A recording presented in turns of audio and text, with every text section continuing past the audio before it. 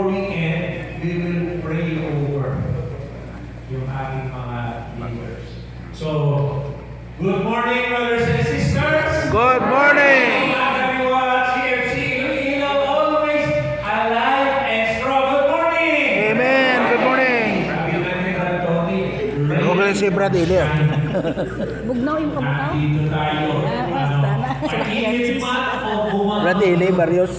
The Lord has brought us here. And I am sure the Lord is very well pleased with us today because we are all here, present and willing and ready to listen to His messages for us today. Okay, sabi ni Brother Tony, fourth quarter na tayo. Anong date pa ngayon? September 14. Oh. Ano ang pinaka-favorite word yung praise you God? Sayang na medyo ma-excited. Kumanta na eh. So, hindi na ako kakanta ng mga Christmas song. So, importante that we are all here today. And balikan ko na, siguro na naalala niyo pa, the year 2024, sabi nga ni Brad Tony, we have been blessed.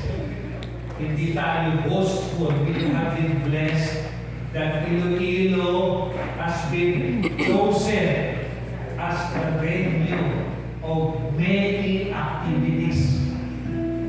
Not being boastful, sabi nga parang flavor of the year ang Iloilo sa lahat ng mga iba-ibang activities. Hindi lang local.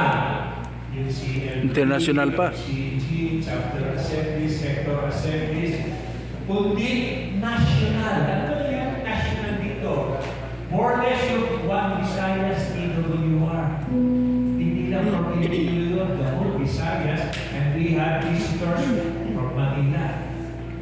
Hindi lang national, meron pa International. Ano ginawa ng international ba? Youth for Christ. Youth for Christ icon. Ay napakaraming pagkakataon na tayo ay nag-participate. So we thank all of you.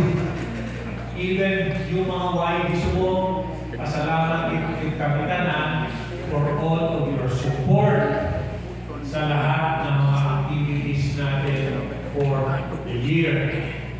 So which brings me to the first word for today. First word is resilience. Ano yung sabihin ng resilience?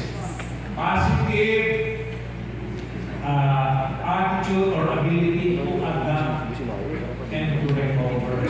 Sa dami ng mga activities natin, lahat yun may mga challenges. Lahat yun may mga difficulties. Lahat yun may mga stress. Pero lahat yun nalagpasan natin. Because we were able to adapt to all of those difficulties.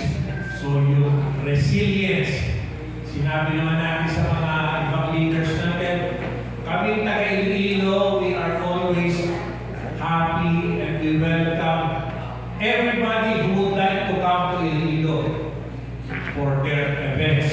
So, isang bagay yun na the top leaders see in Iloilo. We all have the facilities, we have the venues, we have the transportation, we have the kailanganin, and more importantly, probably the most important, we have the happy and always joyful people who are ready to give their assistance. Palakpakan natin ang ating Amen.